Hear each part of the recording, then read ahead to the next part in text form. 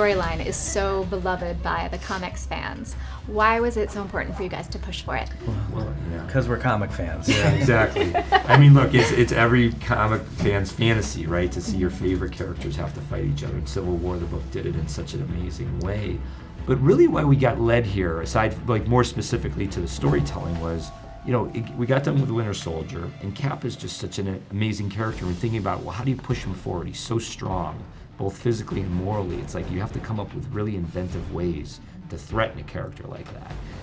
You know, we don't want to just see another bad guy come at Cap. We want to see a good guy come at Cap and see what happens. So it's like somebody like Tony Stark.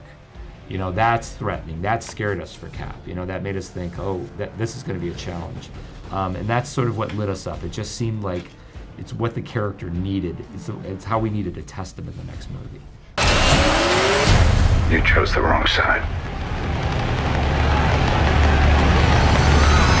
You know, you're dealing with a really complex story world here, so for the fans, give us a glimpse inside how you sort of figure out what's going to be included. I mean, I picture you guys all in like a bunker down in some helicarrier with big whiteboards. Pretty accurate. That's kind of it. Minus the helicarrier. Except it's, yeah. It's Yeah, not we're as sexy in a as very we've got a drop ceiling and some white plaster walls around us.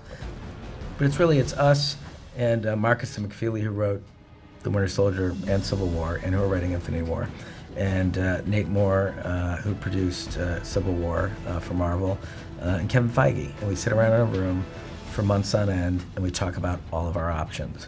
What is the story that we want to tell? Where are we going? What's interesting about these characters? What do we love about them? What does the audience love about them? What is surprising? What are people not expecting?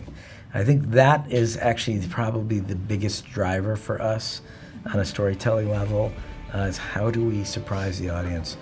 How do we do something that's cathartic for them? How do we take all of this storytelling over the last 10 years and take it to a place where, you know, they're going to walk out of the theater hopefully having a profound experience. And if you guys had to choose someone to be on Team Russo, who's your first choice for each of you? Oh my God, Team Russo, yeah. Let me see here. I'll take Panther.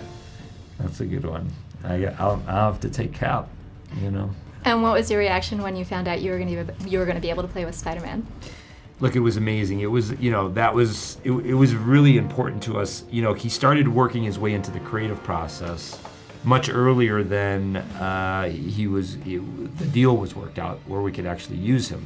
So it was kind of a scary few months for us because he was becoming a part of the story in a way where we weren't going to be able to excise him because he wouldn't have been in our story if he wasn't necessary to it. So we were in this very strange place of needing him but not yet having him. So when we finally got the word that Kevin Feige was able to work out a deal with Sony Studios where they could use the character and bring the character in the MCU, we were ecstatic because the house would have fallen down. Come on!